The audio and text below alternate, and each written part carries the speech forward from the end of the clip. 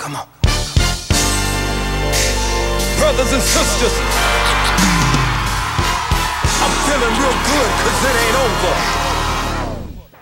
Right before I die, I gotta live out my dreams so I can be what he planned for me. Not just for me, but so they can see much more of him and less of. Right before I die, I gotta love my enemies, forgive the past and set them free, so I can free up the things every blessing God has for me. See, it's for me, not just for you. I had to learn from what I've been through.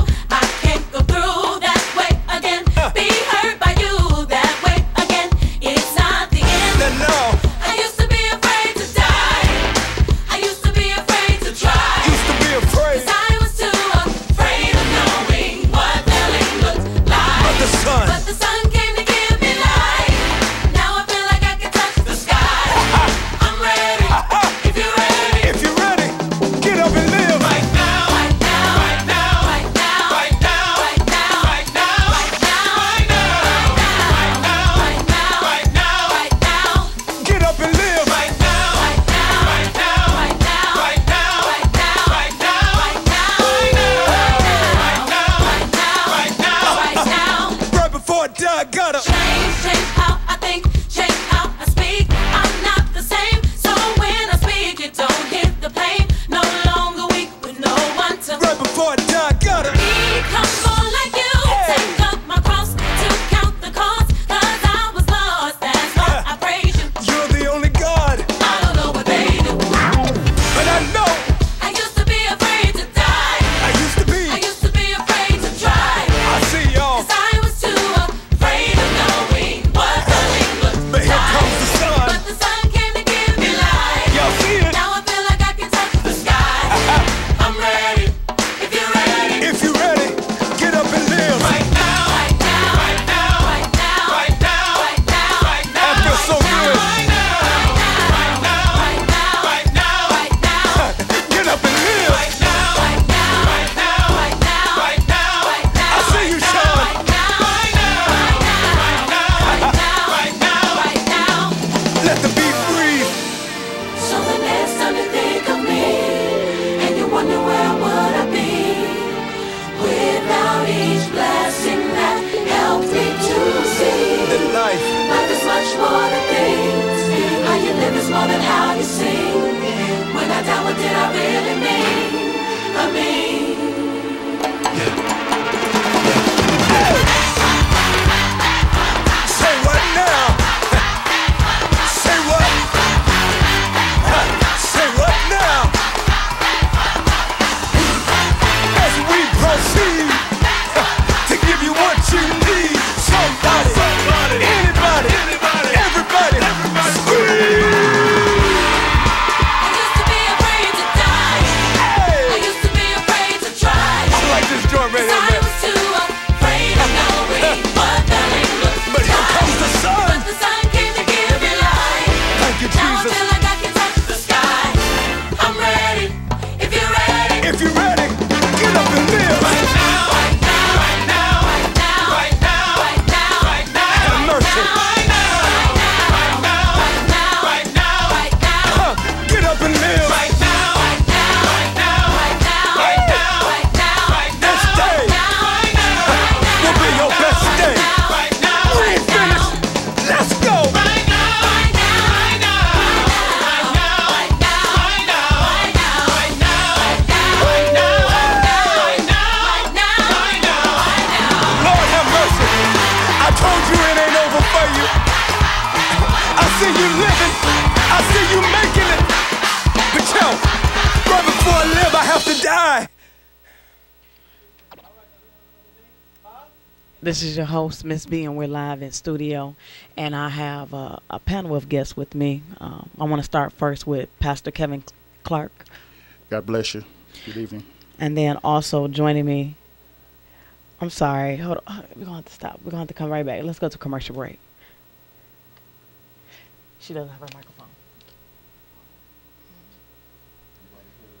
Okay.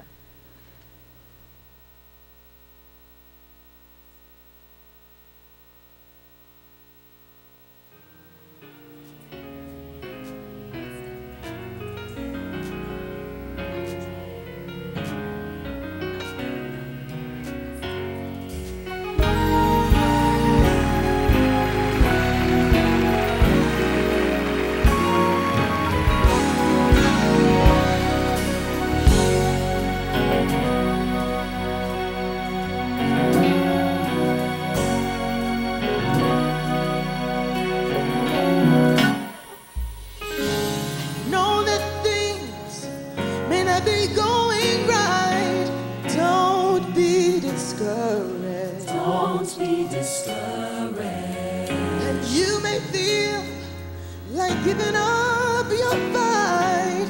Don't be discouraged. Don't be discouraged. Tried everything, but to no avail. Don't be discouraged. Don't be discouraged. You may feel like you're about to fail, but be encouraged. I know God will see you through. Here He comes comes to rescue you. I know God will see you. here He comes. Here He comes to Gonna come to rescue you.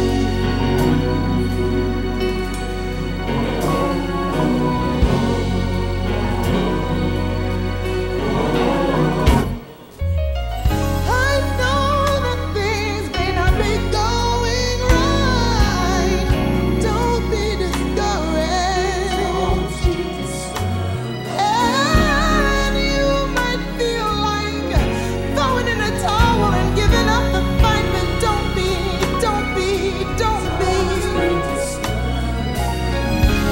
Tried everything, but to no avail. Don't be discouraged. It might seem like you're about to fail, but I want you to be encouraged tonight. That my God will. He's gonna see you through. As a matter of fact, He's coming to rescue you. I know God. Here He comes.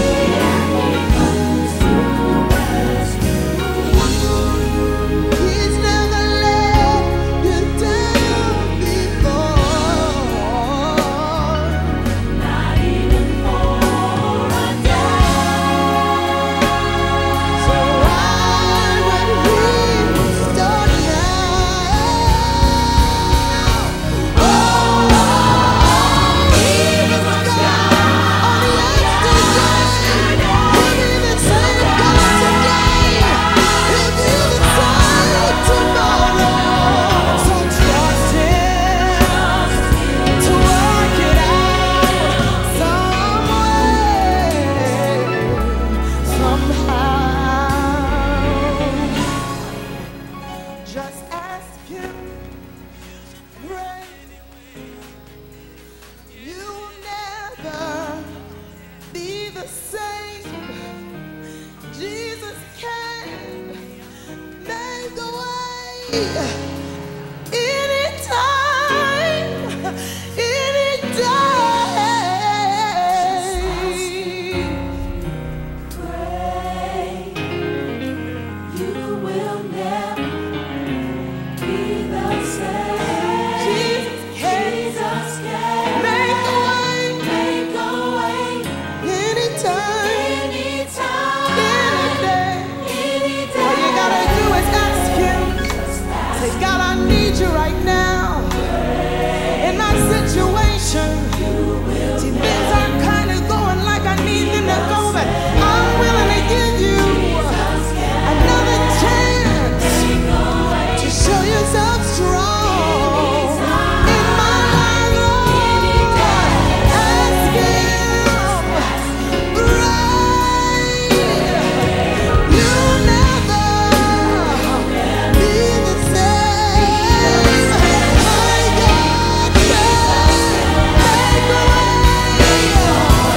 anytime, any day, whatever you need. Okay, we're back live in studio. I want to welcome once again my guest, Pastor Kevin Clark, Good evening. and then also Shayla. Welcome to the show. Hi. Well, today you want to have a very serious topic discussed on the show, and I appreciate you for coming on. And you want to discuss bullying. Yes. All right, so I'm going to say that you've been bullied once in your life. Yes. Tell us what's exactly on your end? What did you experience? A lot of name calling and people keeping their distance away from me, as like not wanting to be my friend and telling me that I really wouldn't be able to do anything because of my mom's situation. So that really just brought me down a whole lot. And it made me feel like I wasn't going to be able to do nothing. So it made me want to give up and just stop trying. Well, I want to commend you today because you definitely have done the exact opposite, which I'm very proud of you for doing so. And that's stepping up and, taking a stand against everything that has happened. So I really commend you, and I want to let you know that, there are some cruel people in this world, but not everyone is that way. And Pastor, I know you want to say some things to her. Well, our words are the words that we speak to one another. They're seeds. By me being a pastor, y'all know I'm getting ready to go there. But God works in this principle: seed time, harvest time. And what that means is that we plant seeds, and soon comes a harvest. And regardless of what words you say, regardless of how you treat people, the life that you live, or the way that you walked in life, and the accomplishments or the disappointments, you will receive a harvest. Whether it's negative, we just got finished talking about negativity, or whether it's positive. So what I'm trying to say is that when people say something to you, those words hurt. I mean, possibly all of us here have had a relative or mother or father or uncle, somebody said some negative things to you when you were a little child, and they hurt you to the core. And then when you grow up, you never forget that little thing that they said.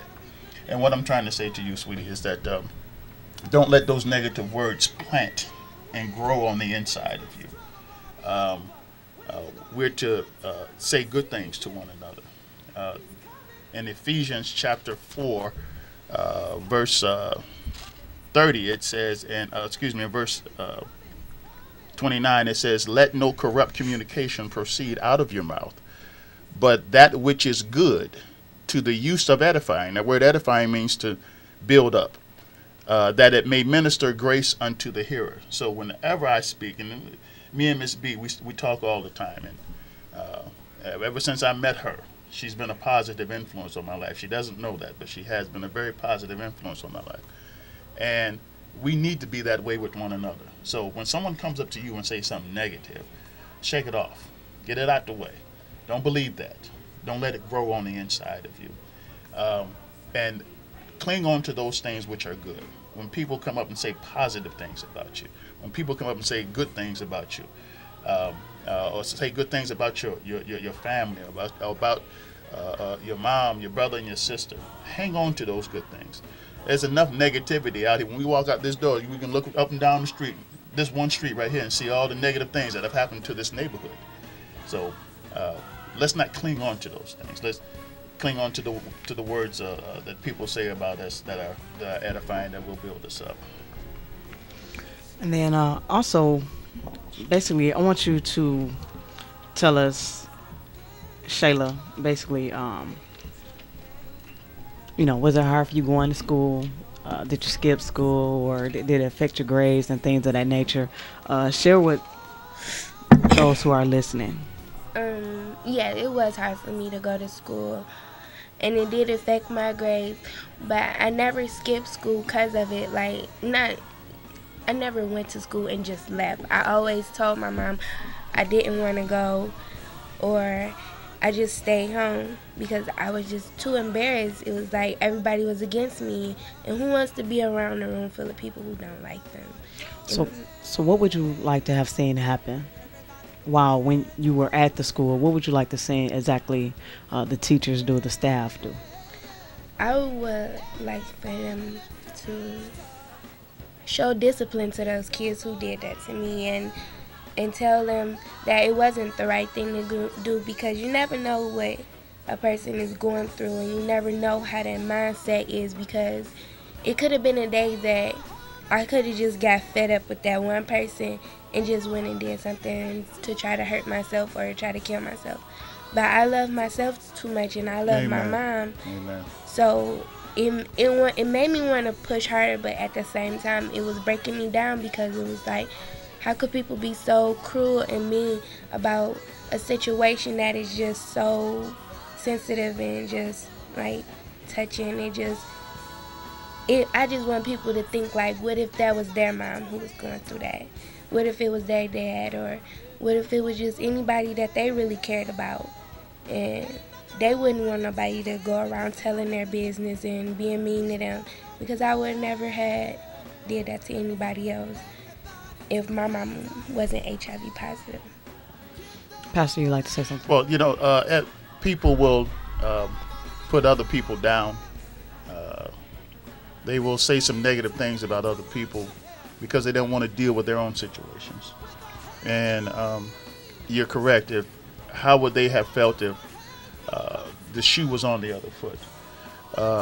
So when I hear about things like that, especially in cases of bullying, there's some underlying issues that other people have that we don't know about, and it's sort of like a cover-up. They cover up those situations and those issues by being annoying or a nuisance to someone else, and putting down someone else so they don't have to deal with or even face the fact that they have issues themselves.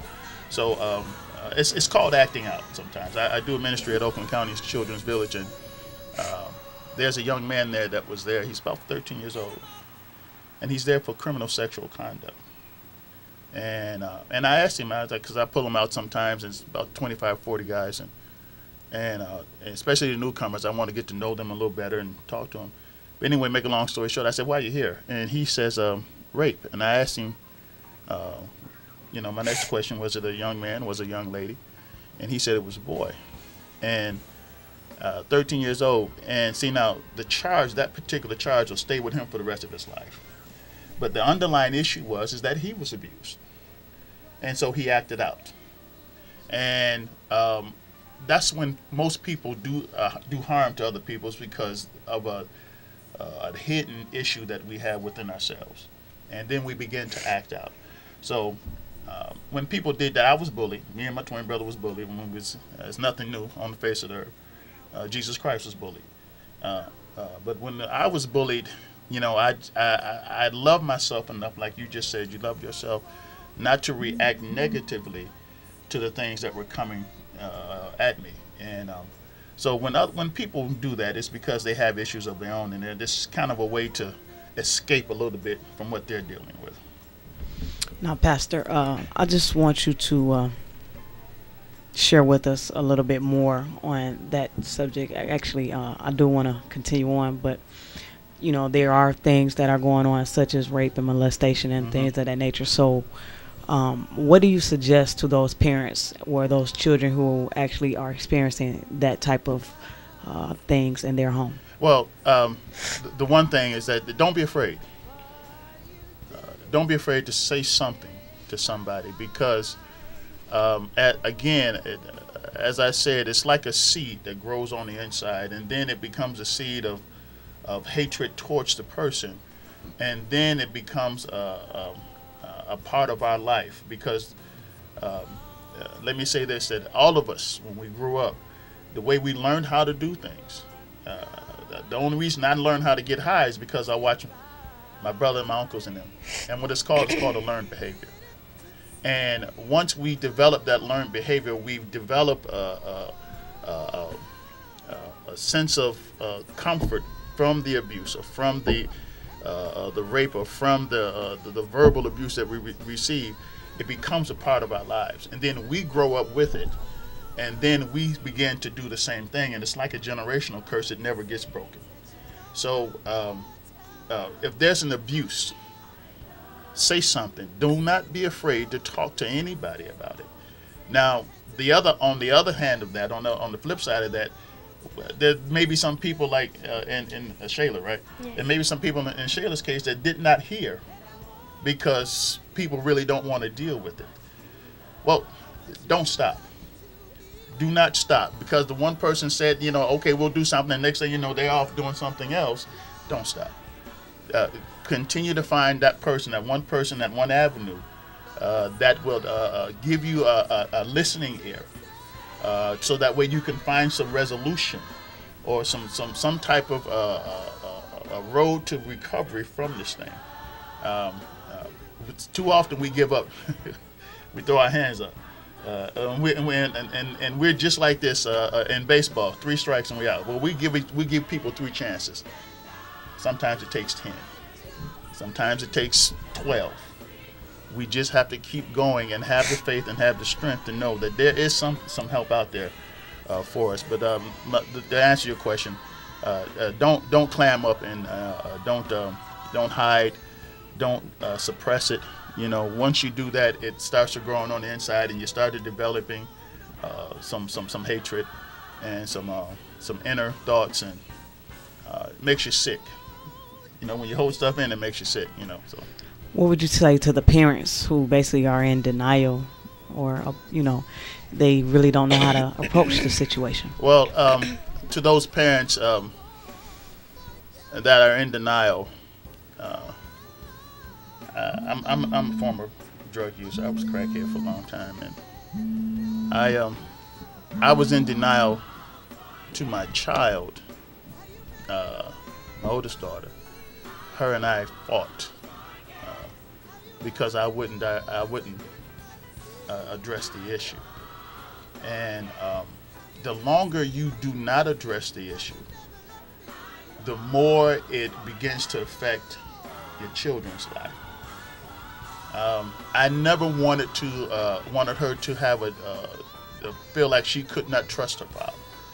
I never wanted her to feel any distrust towards me, but she did, because I refused to address the issue. The other thing is that I wanted her to be able to come to me and say something. But most of all, as a parent, when I said something to her, I wanted her to respect what I said as a parent. That nullified everything, because I never tried to address the issue. And so you have to be a parent to your children. Please don't sweep it under the rug like Big Mama used to do us when we was coming up. I'm a lot older than some of you guys, a lot of you guys, and they used to sweep it under the rug. Do not do that. Address the issue, because if you do not address the issue, you'll have a child who's going to grow up with a hatred. You're going to have a child that's going to grow up with an issue. And then you look up, she's 14 or they're 14, 16 years old, and you can't do anything about it. Watch your children. I mean, this generation here, they're being attacked by so much information. This is the information age, and I'm beginning to find that out. I just asked Jason to help me with my Twitter account. But there's so much information coming at our children at such a very young age. So we need to be diligent and prevalent in our kids' lives, and showing them what to do, but we also need to be mindful and be watchful, and be a part of your children's life. Okay, thank you. I really appreciate that. Is there anything you would just like to say in general to, anything that you've experienced and how it affected you as well? Well, at a very young age, I was abused. I couldn't address my abuser because he was killed. He died, and I kind of swept it under the rug a little bit. But as I got older, I realized some of the abusive things that they said to me, and some of the things that he did to me. It started to affect me as I became an adult. But I never wanted to not grow. I see people doing great things, and I could not allow this thing to hold me back. And that's one of the reasons why I started using drugs. It's one of the reasons why I started doing things, running the streets and doing all of the stuff like that I did, robbing folks and everything like that. And I had to realize that I was acting out. I was doing things to harm myself because of the abuse that I felt. But the one key thing that she said, if you love yourself, because I tried to commit suicide, if you love yourself, then you'll rise above. You'll rise above some of the things that we experience in our lives. And I'm grateful that I did not act out on some of the things that tried to take me out of here, you know. So love yourself and know that you are more important, not only to yourself, but you're important to a lot of other people. And so that's what I have to say. Okay. We're gonna get ready. Take a break. We'll take a break. The number to call in is 313-868-3688, and we'll be back shortly, right after the break.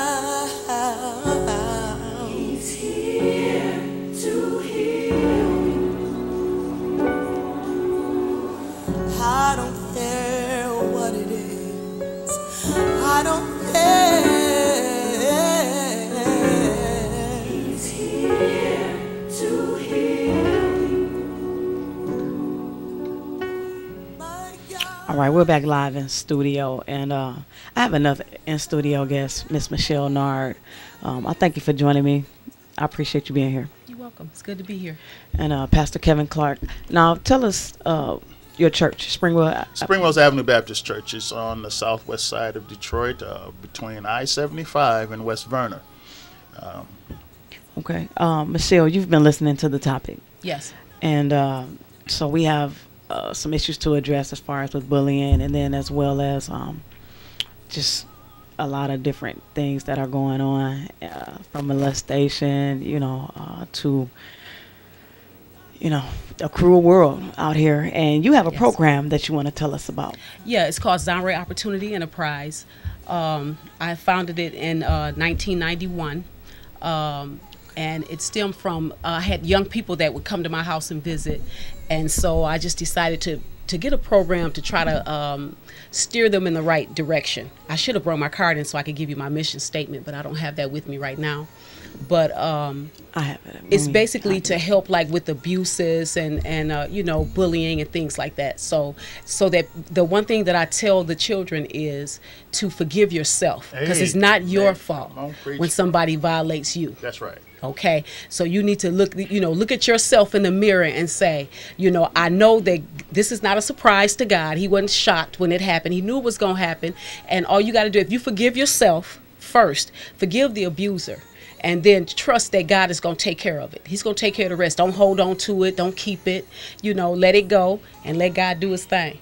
Because I've been there too. I've had been verbally abused. I was abused as a wife. My husband would beat me because I bake the pork chops instead of frying it, but we sit up in church and, we looking all sanctimonial, but when I get home, you a totally different person. See, I'm the same. I'm the same in church. I'm the same at home. I'm the same at work.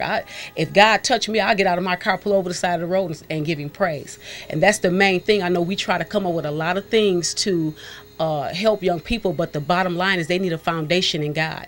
And that's going to be the main thing to help heal that pain, because it's deep rooted.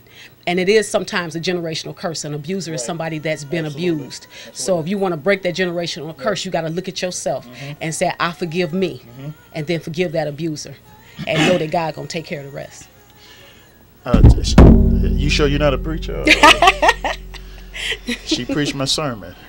I want to let you know that, and I'm going to reiterate what she said, and that the healing starts when you absolutely forgive yourself for what has happened. Like she said, it's not your fault. No. So when you forgive yourself, you open up an avenue for forgiveness to move in. Yes. And I'm going to go to a couple of scriptures if I may. Isaiah chapter 43 verse 25. He says, I am he who blotteth out thy transgressions. Now watch what it says. And for my own sake I will not remember thy sin. Now God said, I blotted it out with the blood of Christ. I blotted out that transgression. That word transgression means wrongdoing or evil doings that we do. And he said, for my sake, I don't remember your sin. And I thank God that he never remembers anything that I do. Now, Amen. God can forgive us, and he's God.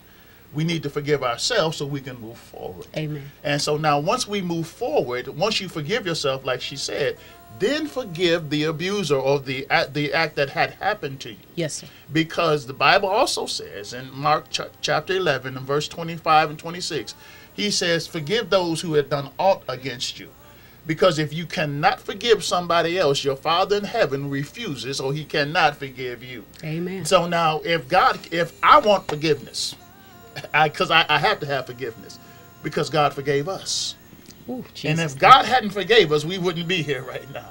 So there's forgiveness for everyone. So Amen. Now, if I have to forgive somebody else, even though it may take me a little while, may take me a little time, and we all been on that side. Amen. That it's gonna take us. I hear what you're saying, but I just say I'm not there yet. You know what I'm saying? So give yourself time to heal. Give yourself time to forgive somebody.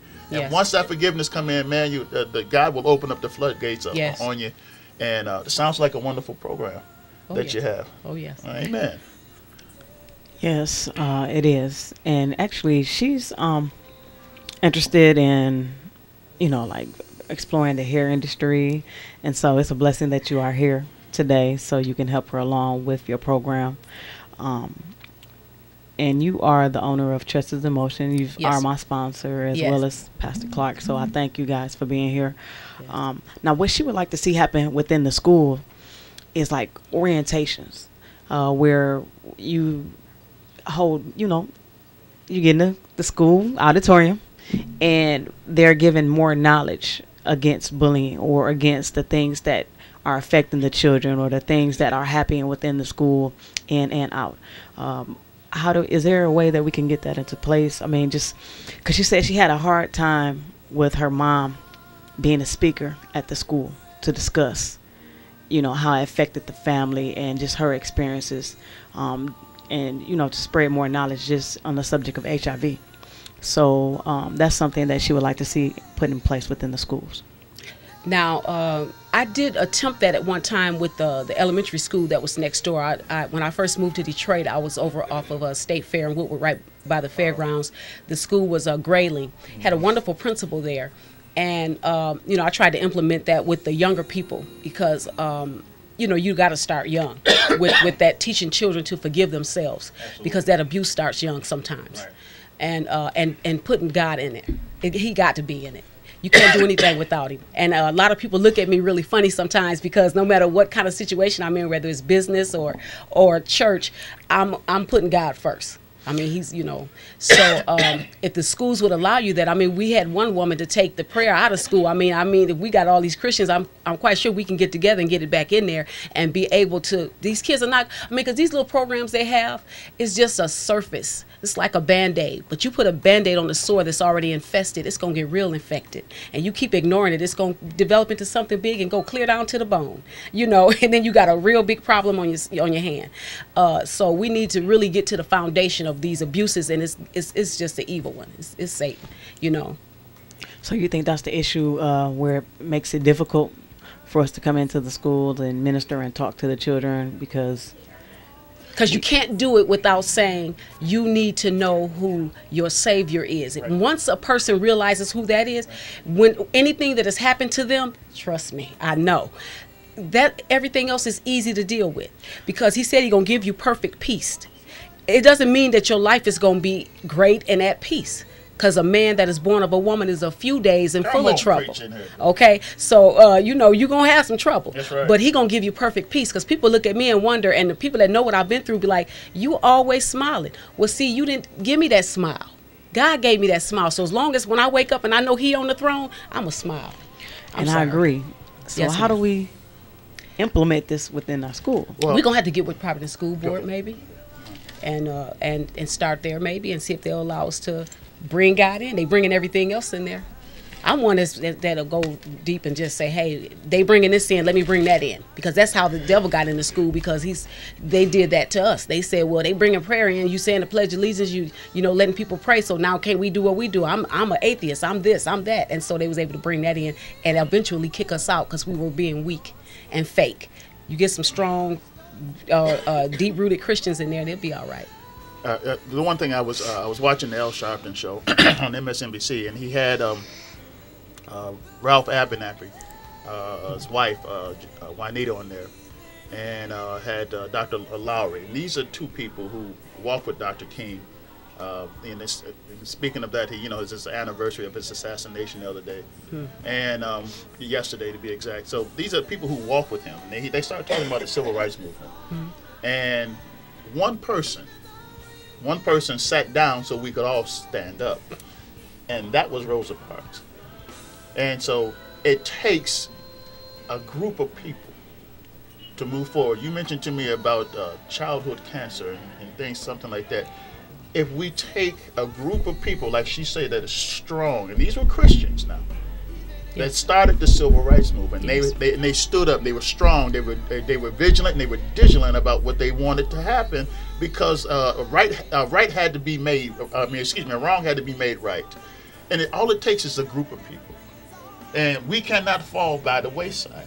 We cannot stop. We cannot give up. Like I said earlier, it was 3 strikes and you're out. No, there's no strikes.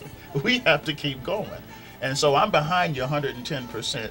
And so that's what we need, is some strong minded people to keep this movement going, because it's important that we attack this at the elementary school age. Yes. So the children again does not grow with these things on the inside.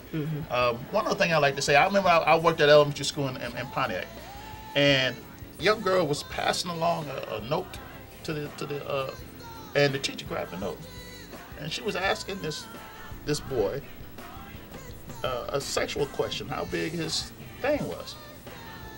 And these are 4th graders. These are 4th graders. And I said, well, where did she get that from? And if we attack this at a young age and bring the parents in and let them see the wrong that they're doing to their children, because she had to have learned that from somewhere.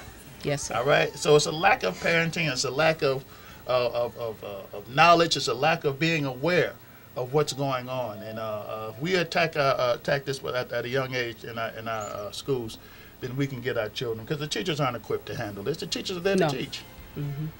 So it's like you say, some deep-rooted issues. And oh yeah. Yeah. Michelle, is there anything you would like to say to her while she's here? She experienced bullying, while in school. It actually started like around her 10th grade year. And so, is there just anything you would like to share with her as words of encouragement as well? Just something personally you would like to say? First of all, you're a beautiful young lady. Good to meet you. Just know who you are. Trust that God knows who you are. He knows every hair on your head. Okay, and he is not surprised by what happened. A lot of times he allows things to come against, because he said we're led as sheep to the slaughter. So a lot of times he allows things to come at you so he can address that other person. So sometimes when somebody's doing something to you, they got a problem. You don't have a problem. That's right. It's their problem. You don't have to get physical. That's why Martin Luther King followed it to the letter. He didn't want to get physical when they were abusing us and squirting us with the water hoses and putting the dogs on us. He did it God's way. Jesus could have just easily got off the cross. He could have smacked them all down. But he let them beat him and do all of that because he had a mission in mind. Understand, you got a mission. God has called you for something when you were first put in your mother's womb. Okay? So that's why things come at you like that. Don't ever let nobody take you outside of who you are. That's right. Okay? And it makes you stronger. And she does have a mission. She wants to put an end to bullying. See? Yeah, so that's why, I want to get together, everyone, put people in place so that we can at least, start somewhere. Because everybody's talking about it and things of that nature. They're saying we need to have more topics and discuss it even more. But my thing is, what are we going to do? I'm going to have someone work on some T-shirts, and we can get some anti-bullying T-shirts together. So anyone who's interested in, joining with us with the T-shirts, with any type of suggestions, feel free to give me a call. My phone number is 313-465-2778. And you can also give the number to reach you, just in case someone needs to be interested in your program. Yes. The number's 586-339-6165. And my name is Michelle Nard. And Pastor, you can give your number too as well if you like. My phone number is area code 248-318-0957. That is my cell phone number. You can reach me there a lot quicker than you could at the church. Because I live in Pontiac and the church is in Detroit, but you can reach me there. Okay, I'm going to take a short break. We actually have someone who wants to discuss even bullying within the colleges, from the teachers. So I'm going to bring on another guest, and we'll be right back.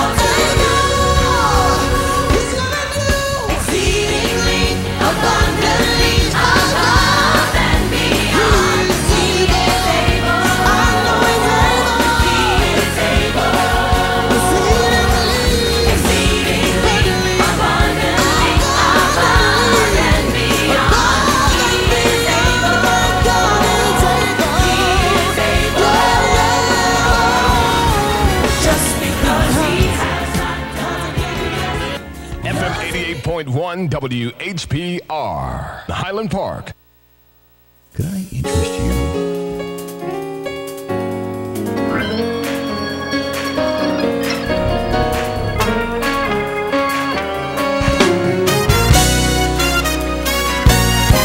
I hear the sound of victory. I know that things are gonna change for me. I make the sound everywhere I go.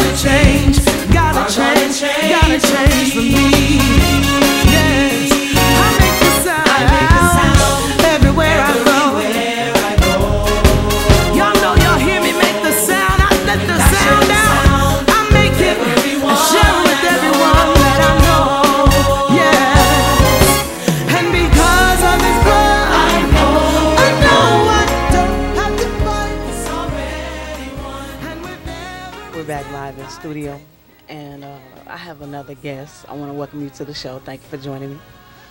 And you actually experienced some type of bullying once in your life, and it's something that you would like to say to Shayla. What would you like to say to her? Just mostly just keep your head up, because you got parts where it gets hard, and then at the end, it's worth it.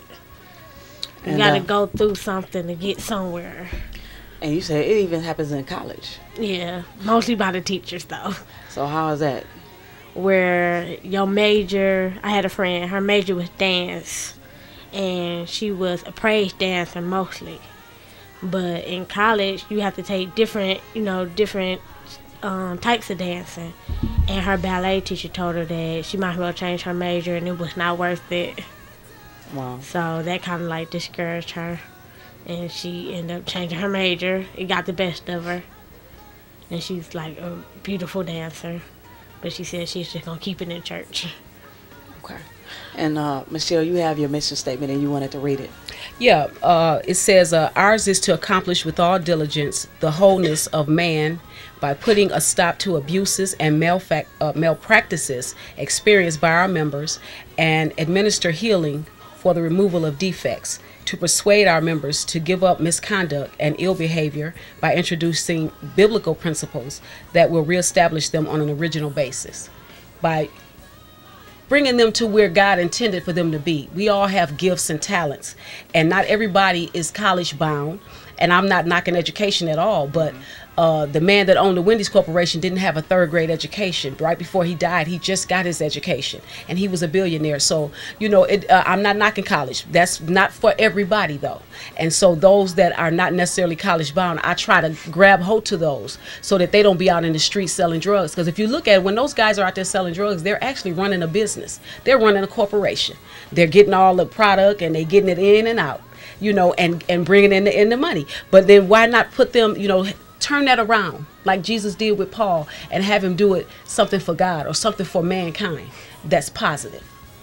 If they can do it in a negative way, they can definitely turn it around and be positive. And where can they come to be a part of your program? They can come to 4616 East 9 Mile Road.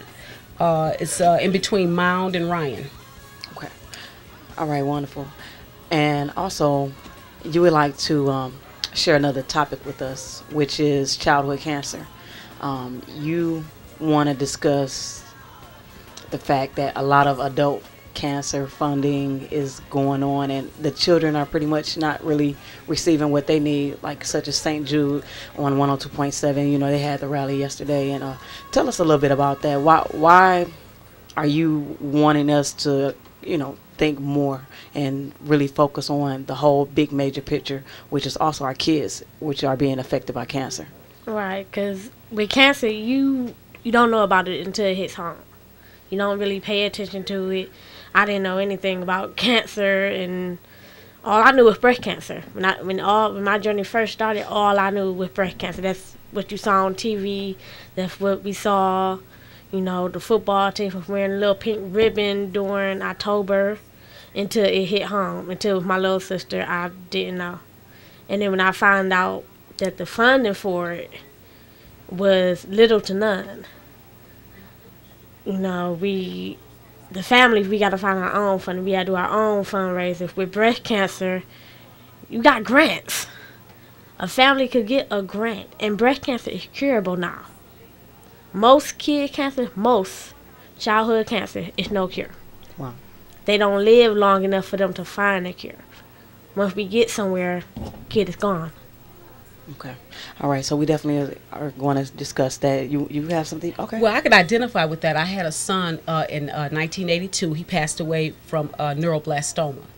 And with the children, see, it's difficult because they don't know how to self-examine themselves. I remember my son, I used to watch different shows on TV, and he saw me doing a self-breast exam. And one day we were just laying around, and he touched his stomach and said, "Mom, I feel this bone." And it went from that one day of feeling that bone to that tumor being 8 pounds. He was 2 years old when he was diagnosed, and he passed away when he was 6. Matter of fact, I've been looking at his picture all day because he passed away April 12th. Of 1982. It was an Easter Sunday. And so that hit home, and you're right about the funding, and even for the parents, because it will turn your life around. I mean, my life was totally flipped upside down when that happened with him. It's very costly, and there is no funding for, like, because you don't want to leave your child in the hospital. 2% to be exact. Yes, see, you got to stay up at the hospital. I mean, you're not going to leave your child up there. And my son was, in Ann Arbor all that time, so I wasn't about to leave him, and it was very devastating, financially and emotionally. Right, especially when it's terminal. They Yes. telling you point Yes. blank, it's terminal. Yes. They're telling you from day one, get ready. Yeah. And you're like, no. You always want to fight, but then you got to quit your job. Your family got to sacrifice. You got to put second mortgage on your house. My parents, they're paying off a second mortgage now, and my sister's not even here. Wow. All right, we're going to go ahead and take a break. I'm going to call the pastor back to the show, and thank you for that informative topic. And once again, the number to call in is 313-868-3688. Please feel free to call in and share with us. Thank you. We're going to take a break.